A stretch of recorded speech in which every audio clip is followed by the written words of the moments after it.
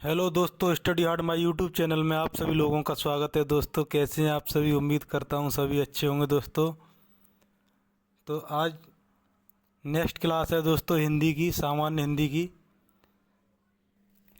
तो क्वेश्चन है आज का पहला, संस्कृत किस परिवार की भाषा है? संस्कृत किस परिवार की भाषा है? चार ऑप्शन दे रखे हैं। पहला आग्नेय, दूसरा आर्य, तीसरा सेमेटिक, चौथा द्रविड़ परिवार। तो इसमें राइट आंसर बताना कौन सा होगा दोस्तों। इसमें राइट आंसर है ऑप्शन नंबर बी। संस्कृत जो है वह आर्य परिवार की भाषा है। संस्कृत आर्य परिवार की भाषा से संबंधित है। बहुरूपी भाषा परिवार अंग्रेजी, रूसी, हिंदी, पंजाबी, जर्मन आदि भाषा समूहों को सबसे बड़ा परिवार है।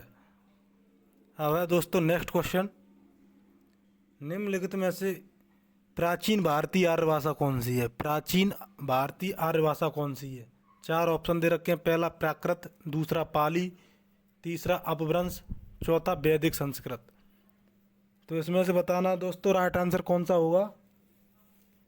तो इसमें राइट आंसर होगा ऑप्शन नंबर डी, वैदिक संस्कृत। यह यूपीएससी परीक्षा 2017 में पूछा हुआ क्वेश्चन है दोस्तों। अब है विश्व की रचना, पहली रचना ऋग्वेद में भारतीय आर्य भाषा की प्राचीनतम रूप वैदिक संस्कृत प्राप्त होता है। इस भाषा को आर्य भाषा या देव भाषा भी कहा जाता है। वैदिक संस्कृत को आर्य भाषा या देव भाषा भी कहा जाता है। अब बढ़ते हैं नेक्स्ट क्वेश्चन की तरफ। इनमें से कौन सी भाषा संस्कृत भाषा की अपभ्रंश है? इनमें से कौन सी भाषा संस्कृत भाषा की अपभ्रंश है? चार ऑप्शन दे रखे। पहला ब्रजभाषा, दूसरा पाली, तीसरा खड़ी बोली, चौथा है प्राकृत। तो इसमें बताना होगा दोस्तों राइट आंसर कौन सा है। तो राइट आंसर है ऑप्शन नंबर बी, पाली। पाली भाषा जो है वह संस्कृत भाषा की अपभ्रंश है। अब बढ़ते हैं दोस्तों नेक्स्ट क्वेश्चन की तरफ। पाली भाषा मध्यकालीन आर्य भाषा की प्रथम भाषिक अवस्था रही है, जो संस्कृत की प्रथम अपभ्रंश भाषा है। भाषा लिखने के लिए प्रयुक्त चिन्हों के व्यवस्थित रूप को क्या कहते हैं?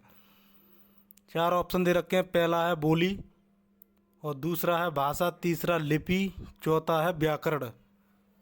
तो इनमें से बताना होगा दोस्तों राइट आंसर कौन सा होगा। इसमें राइट आंसर होगा ऑप्शन नंबर सी, लिपि कहते हैं। लिपि कहते हैं।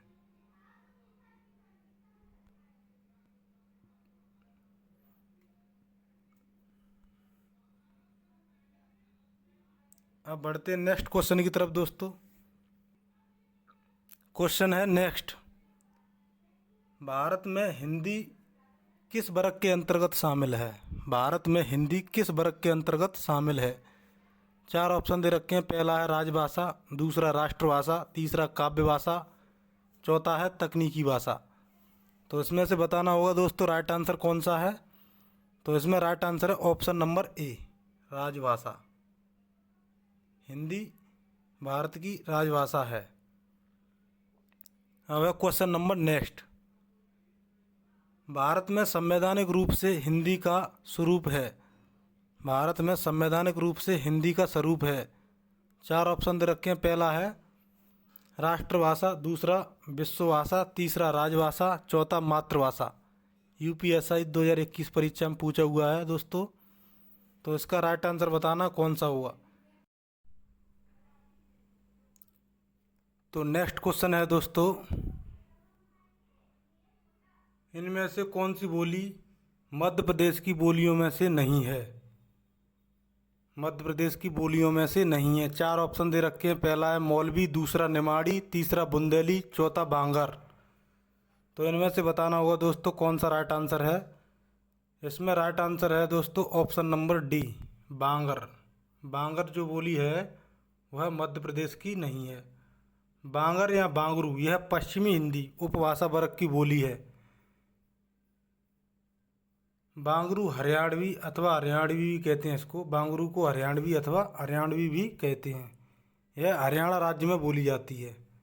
नेक्स्ट क्वेश्चन है बुंदेली का क्षेत्र है। बुंदेली का क्षेत्र है, चार ऑप्शन दे रखे। पहला जयपुर अजमेर जोधपुर, दूसरा झांसी जालौन दतिया, तीसरा आगरा मथुरा भरतपुर, चौथा पानीपत सोनीपत कुरुक्षेत्र। तो इनमें से बताना दोस्तों कौन सा राइट आंसर होगा। यह भी यूपीएससी 2021 में पूछा हुआ क्वेश्चन है दोस्तों। तो इसमें राइट आंसर होगा option number B, Jhansi Jalaun Datia. यह बुंदेली का क्षेत्र है। अब बढ़ते हैं नेक्स्ट क्वेश्चन की तरफ। रांगड़ी बोली कहाँ बोली जाती है? रांगड़ी बोली कहाँ बोली जाती है? चार ऑप्शन दे रखे हैं। पहला है उत्तर प्रदेश, दूसरा केरल, तीसरा मध्य प्रदेश, चौथा हरियाणा। तो इनमें से बताना है दोस्तों कौन सा राइट आंसर होगा। इनमें से राइट आंसर है दोस्तों option number D, Haryana. Rangdi बोली कहाँ बोली जाती है? हरियाणा में। रांगड़ी या बांगर या बांगड़ू, यह हरियाणा राज्य की बोलियां हैं। अब है नेक्स्ट क्वेश्चन दोस्तों। सूरदास और नंददास की काव्य रचनाओं की भाषा कौन सी है? कौन सी थी? सूरदास और नंददास की काव्य रचनाओं की भाषा कौन सी थी? चार ऑप्शन दे रखे हैं। पहला प्राकृत, दूसरा ब्रजभाषा, तीसरा संस्कृत, चौथा खड़ी बोली। तो इनमें से बताना है दोस्तों राइट आंसर कौन सा होगा। इनमें से राइट आंसर होगा option number B, Brajbhasha.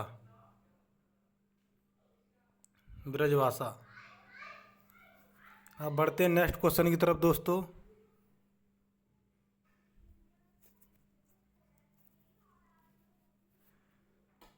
Surdas की कृतियों की भाषा कौन सी है? सूरदास की कृतियों की भाषा कौन सी है? चार ऑप्शन दे रखे हैं। पहला मैथिली, दूसरा सदुक्कड़ी, तीसरा ब्रज, चौथी अवधी। तो इनमें से बताना है दोस्तों कौन सा राइट आंसर होगा। इसमें राइट आंसर है option number C, Braj. Surdas की कृतियों की भाषा है ब्रज। अब बढ़ते हैं नेक्स्ट क्वेश्चन की तरफ दोस्तों। जनगणना 2001 के हिसाब से भारत में निम्नलिखित भाषाओं में से सबसे अधिक कौन सी भाषा बोली जाती है? निम्नलिखित भाषाओं में से सबसे अधिक कौन सी भाषा बोली जाती है भारत में 2001 की जनगणना के हिसाब से? पहला है गुजराती, दूसरा मराठी, तीसरा बंगाली, चौथा तमिल। तो इनमें से बताना दोस्तों कौन सा राइट आंसर होगा। इसमें राइट आंसर होगा ऑप्शन नंबर सी, बंगाली भाषा। भारत में बंगाली भाषा ज़्यादा बोली जाती थी। अब है दोस्तों नेक्स्ट क्वेश्चन। हिंदी की उत्पत्ति किस अपभ्रंश से मानी जाती है? हिंदी की उत्पत्ति किस उपभ्रंश से मानी जाती है? चार ऑप्शन दे रखे हैं। पहला सौरसेनी, दूसरा मागधी, तीसरा ब्रज, चौथा ब्राह्मण। तो इसमें से बताना दोस्तों कौन सा राइट आंसर होगा। इसमें से राइट आंसर दोस्तों दो ऑप्शन दे रखे हैं। पहला सौरसेनी और मागधी भी। तो अलग अलग लेखकों के अनुसार दे रखे हैं ये। डॉक्टर नगेंद्र अपनी पुस्तक हिंदी साहित्य का इतिहास में लिखा है कि हिंदी भाषा का उद्भव अपभ्रंश के सौरसेनी, अर्धमागधी और मागधी रूपों से हुआ है।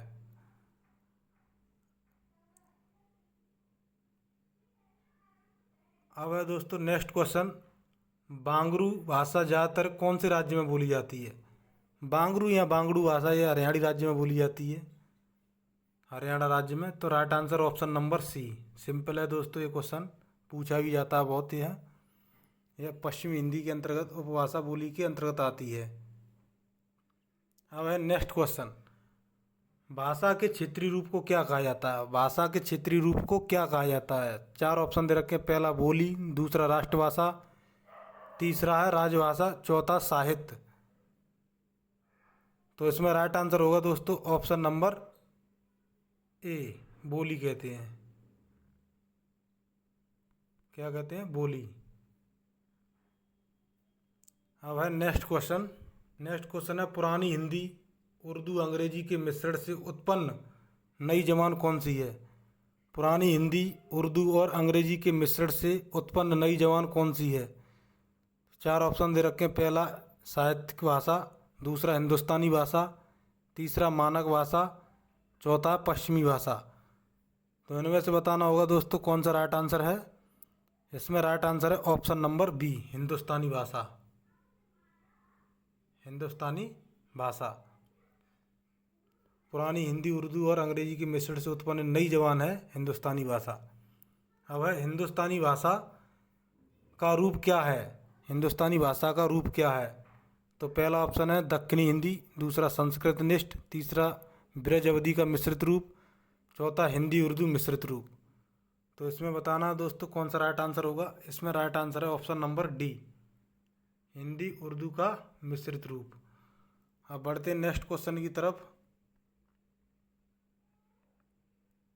नेक्स्ट क्वेश्चन है, इनमें से हिंदुस्तानी भाषा का रूप कौन सा है?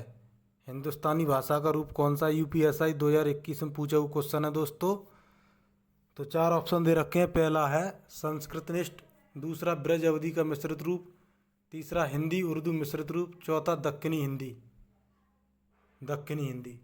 तो इनमें से बताना दोस्तों कौन सा राइट आंसर होगा। इसमें राइट आंसर होगा option number C, Hindi Urdu का मिश्रित रूप क्या है? हिंदुस्तानी भाषा है। हिंदी वर्तनी की मानकीकरण, हिंदी वर्तनी का मानकीकरण किस वर्ष प्रकाशित हुआ था? वेरी वेरी इंपॉर्टेंट क्वेश्चन है दोस्तों। इसमें 4 ऑप्शन दे रखे हैं। पहला 1967, दूसरा 1965, तीसरा 1968, चौथा 1966। तो इनमें से बताना कौन सा राइट आंसर होगा। इसमें राइट आंसर है दोस्तों ऑप्शन नंबर ए, 1967 में। हिंदी वर्तनी में एक रूपता लाने के लिए भारत सरकार के शिक्षा मंत्रालय ने 1961 में एक विशेषज्ञ समिति नियुक्त की थी। इस समिति ने अप्रैल 1962 में अपनी अंतिम सिफारिशें प्रस्तुत की। 1967 में हिंदी वर्तनी का मानकीकरण शीर्षक पुस्तिका से उदाहरण सहित इसे प्रकाशित किया गया। अब है नेक्स्ट क्वेश्चन दोस्तों, देवनागरी लिपि के स्थान पर रोमन लिपि स्वीकार करने का सुझाव किसने दिया? वेरी वेरी इंपॉर्टेंट क्वेश्चन है दोस्तों। देवनागरी लिपि के स्थान पर रोमन लिपि स्वीकार करने का सुझाव किसने दिया? 4 ऑप्शन दे रखे हैं। तो पहला ऑप्शन है जवाहरलाल नेहरू, दूसरा सुनील कुमार चटर्जी, सुनीत कुमार चटर्जी, तीसरा काका कालेलकर, चौथा भीमराव अंबेडकर। तो इनमें से बताना दोस्तों कौन सा राइट आंसर होगा। तो इसमें राइट आंसर होगा option number B, Sunit Kumar Chatterji. Sunit Kumar Chatterji थे, इन्होंने देवनागरी लिपि के स्थान पर रोमन लिपि स्वीकार करने का सुझाव दिया। तो आज का सेशन कैसा लगा दोस्तों? वीडियो में कमेंट करके ज़रूर बताइएगा।